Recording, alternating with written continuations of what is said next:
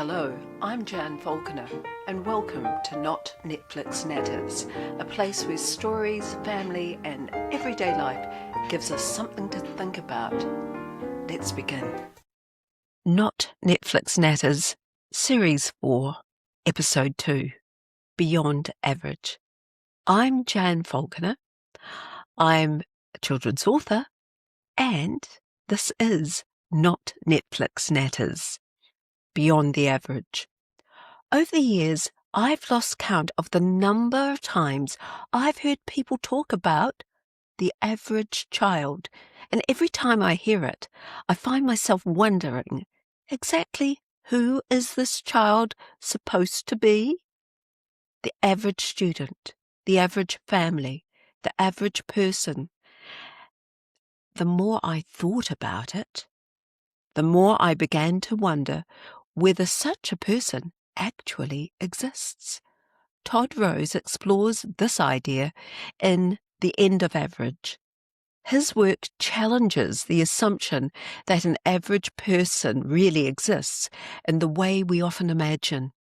Average can be very useful in mathematics. But when researchers looked for an actual average person who matched the average across a range of human characteristics, they couldn't find one. Now that really made me stop and think, because if there's no average child, perhaps there isn't an average way to help children navigate an ever-changing world either. And I have to say, I found that both reassuring and rather liberating. As parents, grandparents, carers, and teachers, it is very easy to fall into that comparison trap. Is my child reading yet? Are they walking yet? Are they confident enough? Are they too shy? Should they be doing this? Should they be doing that? Today we have even more yardsticks than previous generations ever had. Test scores, followers, likes, views, subscribers. It's very easy to start believing that numbers tell us who we are. Of course, numbers tell us something. They seldom tell us everything. Over the years, I've had the privilege of visiting schools, judging hundreds of essays, and working alongside people from many different backgrounds. And the thing that becomes clearer with each passing year, think of almost any team. We don't expect everyone in the team to play the same role or have exactly the same strengths. In fact, it's our differences that make the team stronger.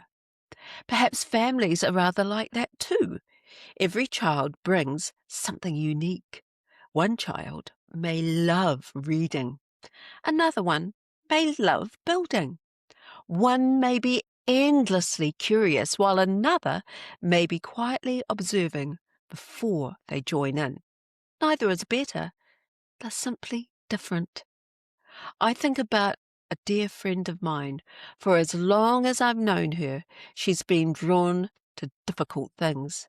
Many of us enjoy doing things that come easily. She has always seemed to delight in the challenge. She works, she practices, she perseveres. Over the years, she's developed remarkable skills, not because everything came naturally, but because she refused to give up. She simply kept on learning. And I honestly think the world is richer because she did. Watching her has reminded me that there isn't one path to becoming good at something. There isn't one timetable for growth. There isn't one definition for success.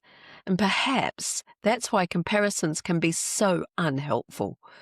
The child who learns to read later may become a lifelong reader. The quiet child may become the thoughtful leader.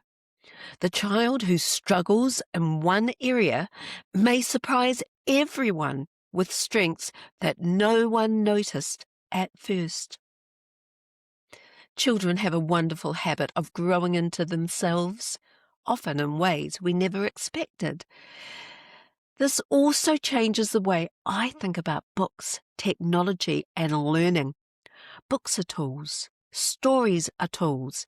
Technology is a tool. AI is becoming another tool. None of these is the answer on its own. The question isn't which tool is right.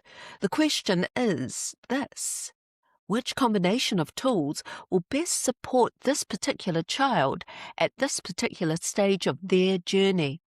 Different children will need different things. Different families will make different choices. And I think that's exactly as it should be. Perhaps one of the greatest gifts we can give children, not the pressure to become like everyone else, but the confidence to discover who they are. Because the world doesn't need average children.